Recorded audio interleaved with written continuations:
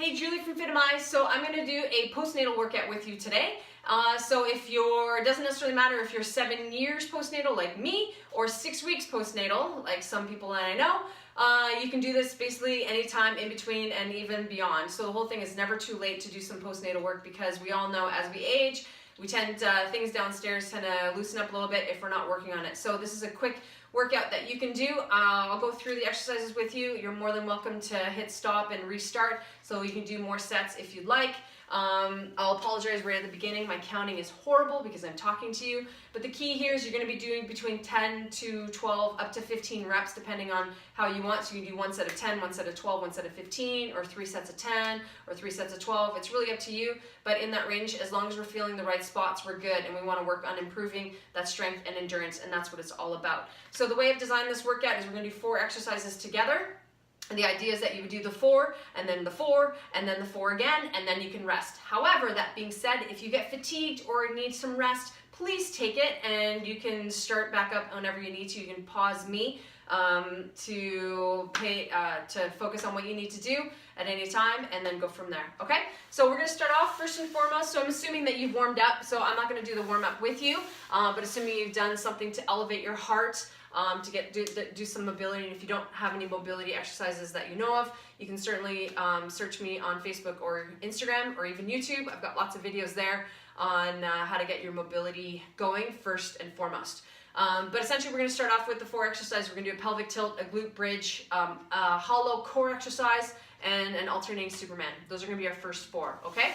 So what we're going to do for a pelvic tilt, I need you to lie on your back. And what we're going to do here is plant your big toes. That's a big thing. And my big 4 I focus on is thoracic, gut, butt, and big toe connection. We do that, things are working how we need them to, okay? So I'm going to focus on pushing my shoulders down. But when I do that, a lot of times people do that and they arch their backs too much. That's okay for now, because that's actually the exercise we're going to work on, is pelvic tilting. So the hip bones, so what you want to think about, if you put your fingers on your hip bones, what we're going to do is we're going to move them.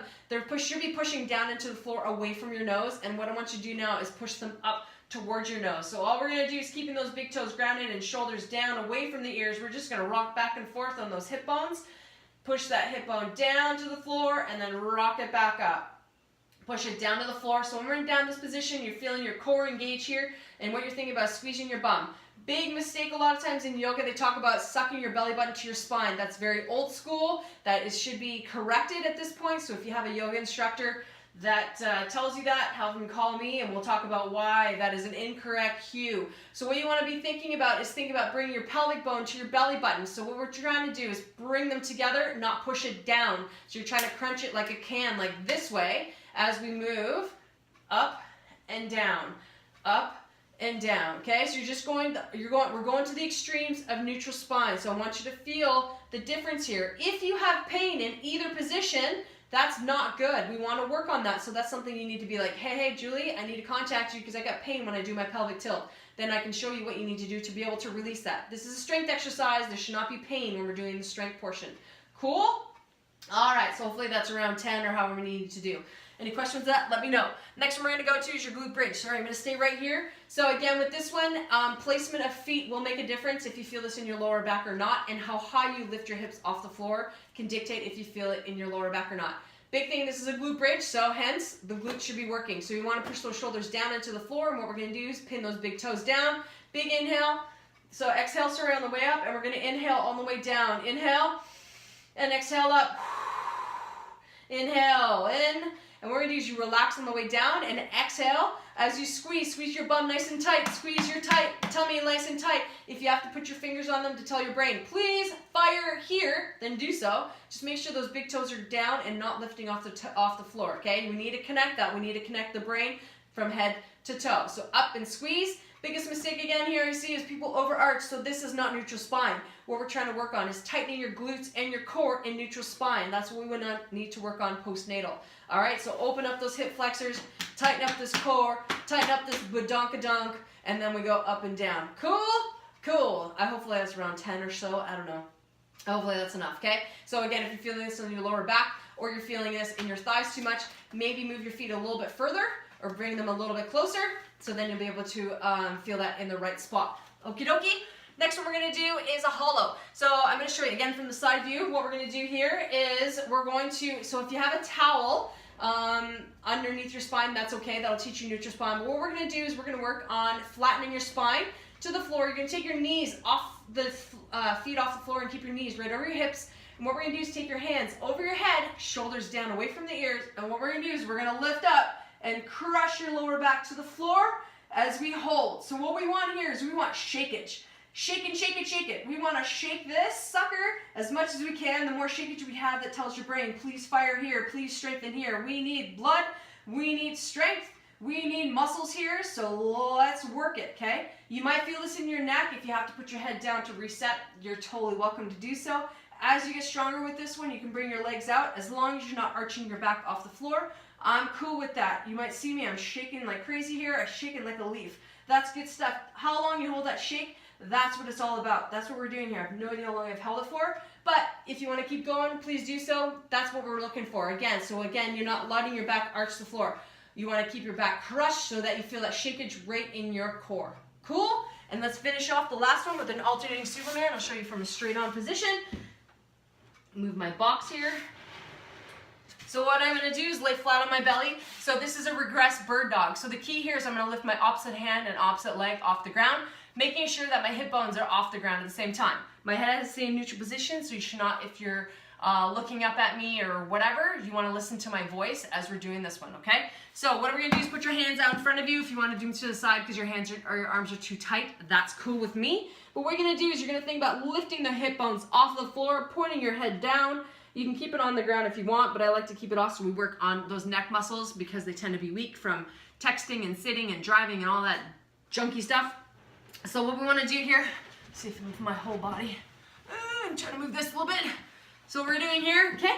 So we're in neutral position, and what we're going to do is we're going to lift the hip bones off, squeezing my bum and my abs. I'm going to lift my opposite arm, opposite leg, length. Think about length, not height. Think about length, high height. Good. And then switch. So I'm going to hold it for a 1, 2 count. Switch. 1, 2 count. Again, hip bones off the floor. Good. Feel about tightening up that core.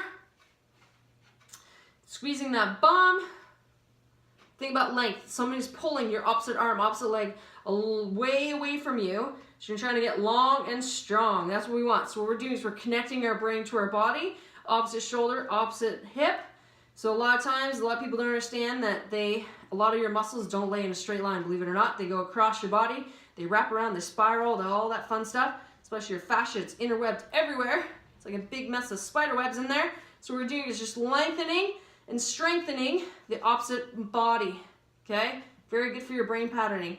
Fantastic. So that's your Superman, alternating Superman, okay? So if you're feeling that in your lower back, you might actually, because it's sort of a lower back one, but this should be more core. If you're feeling your lower back, it means you're lifting your leg a little bit too high, okay? So you want to focus on really keeping the hip bone off the ground and squeezing your bum and your bum and gut. So when you're doing that one, instead of using your lower back and your hip flexor, and that's what people a lot of regress to. So that's why for postnatal, this is a great way to start. So that's your first 4 exercises. So what you can do now is go ahead and pause the video and restart it and do another set. And then if you want to feel inclined and have enough time, go ahead and pause and reset again so that you do 3 rounds of those 4 exercises. If you are short on time and want to continue on, then let's continue on. So now what we're going to do is we're going to move on to a clam.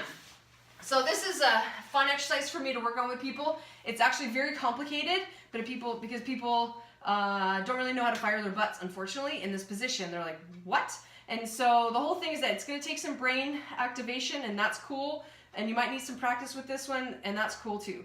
But the key is you get to know your butt a little bit. You got to poke yourself a little bit. So what we're going to try to do is we're going to work on glute activation, and we're going to try to work this glute medius here. So glute medius is responsible for this motion every time we take a step back. So a lot of times when this guy is sleeping or has amnesia, what's going to work if this guy's sleeping? Our lower backs, and that's why lower back comes into play. So what we want to do is get our core and our bum in place. So what we're going to start with this one is we're going to push our feet hard together into the floor. And what I want you to do is you want to think about squeezing your butt cheek, and then you're going to lift your knees apart. So if you feel anything in the front of the hip here as it activates, Something's wrong. You want to feel everything in the back. So push your feet together, squeezing your bum. So that's the hard part. A lot of people are like, how do I squeeze my butt? So by squeezing, you're telling your thumb here, tell your brain to fire here. That's what the brain, that's why I touch. That's why a lot of personal trainers will touch you. Every time they touch you or poke you in a certain spot, it's telling the brain, please fire here. It's bringing awareness to that area, okay? So again, big toes connect.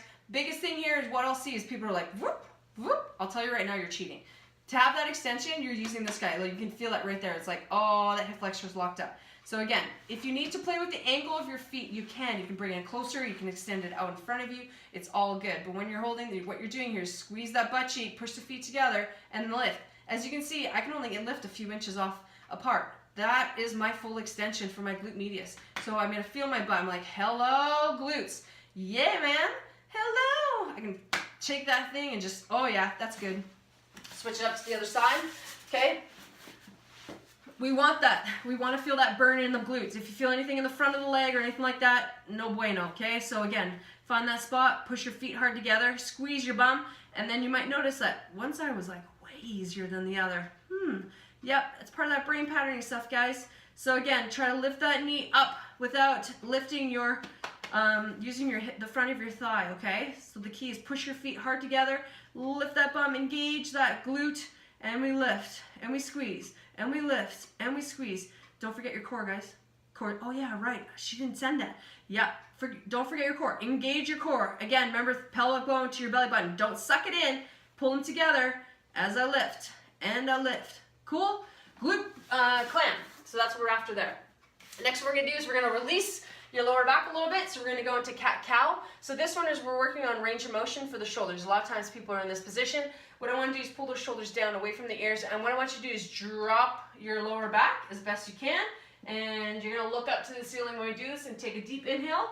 And what I want you to do is round your back as much as you can. Bring your toe to your nose, or your knees to your nose if you will. And then release, look up, work on that range of motion of your spine. Try again, work on that round pelvic tilt. So basically this is like a spine, think of it as like a spinal pelvic, not pelvic, but a spinal tilt if you will. So I'm rounding and I'm dropping. Squeeze your shoulder blades, squeeze them together, but away from the ears. Here they touch, so the shoulders are close to the ears, and then we drop. I'm pushing hard into the hands, okay, that's really important, okay, so that we can engage that thoracic. And release. Okay, so you can do a few of those. We're good with that. Next one we're going to do in this position is called the draw in. So this one's a little bit tricky again. So the key here with this, again, is that pelvic bone and that belly button are going to try to crush. They're going to come together. So what we're going to do is we're going to draw that belly button together. So I don't want to suck it in. Don't do that, because if we suck in, we tend to do that. And I'm like, see my back move? No, no good. So what we want to do is we're going to hold this isometrically. So we're going to push down into the floor with my knees and my hands. And what I'm going to try to do is tuck my tail. So I'm bringing my pelvic bone and my belly button close together, and we're going to hold that. So hold it for 10 seconds. Hold, hold, hold. Push hard. Push hard. Do you notice that you're pushing more on one side versus the other? Are you leaning to the right? Are you leaning to the left? Good. Relax. Good. Try it again. Tuck your tail. Hold. Push hard. Where are you leaning? If at all, are you even? Do you feel like you're pushing more pressure on one side versus the other? That's what we're trying to be aware of. It's like, oh, do I have a dominant side? Okay, cool. So I tend to, if I'm not paying attention, I drift to the left. What could that mean? I know what it means, but that's for you to learn. Okay, tuck it in again one more time. Tuck, tuck, tuck. Hold it strong. So if you come up and try to push me, I'm not moving. I am a solid oak. I am not a leaf in the wind or a tree. Okay? And that's good. I'm solid as can be, okay? So you're trying to push, if someone's trying to push me, I'm not gonna move, because I'm holding myself strong through my hands and through my core, and pushing as hard as I can, okay? And the last one we're gonna do, I'm gonna do it from the floor. You can do it from the wall if you want. It's called a floor slide. I'll show you from the side here. And what we're gonna do is you're gonna lay flat, again, neutral spine, and what you're gonna do is put your arms at 90 degrees, and what I want you to do is just glide, so bring your arms over your head. So what happens a lot of times when people go overhead, did you see that? Whoop. My shoulders or my back arched, okay? So I have to make sure my back stays flat on the floor, find that neutral position. Again, if that's hard for you to hold, then again, grab that towel, put it underneath your back, and keep pressure on that towel, okay? So a lot of times when the people go flat into the floor, it's almost too much for them, so they feel, when you get into the position, you're like, oh, I feel this. So you want to find that position where your hip flexors are relaxed, and you feel your core, and you feel your bum, and that's what actually should be stabilizing you in this position. So we're going to hold this position and we're just going to go into what's called a snow angel or a wall slide. Snow angel would be, arms would be more out to the side, that's cool, but I'm just doing a 90-90, so I'm just trying to reach overhead with keeping my rib cage down. So that's a big thing a lot of times when people are tight, is that they lift the rib cage. So keep that down, hold your core, and reach up overhead. So if I'm doing this against the wall, all I'm doing is standing, again, find that neutral spine. So if I'm standing here, so I find that neutral spine against the wall, my arms are here, and I'm going to go up and down the wall here, okay? So you can do that so that you'll know if your hand and wrist can't touch the wall because you're so tight here, that's okay. That's something else we can work on. But essentially what you can do now is pause the video, restart it, and do those 4 exercises together to finish off your routine. Otherwise, you can stop the video here altogether. I hope you enjoyed it. I hope this helped your postnatal core fire up, and then there are progressions to this. So the whole thing is that this will help you give you a good base of where you need to start for good pelvic floor activation, so that we can keep everything on the inside working and feeling good, essentially. All right, so if you have any questions, I'm Julie. You know where to find me on Facebook, Instagram, and YouTube. Have a good one.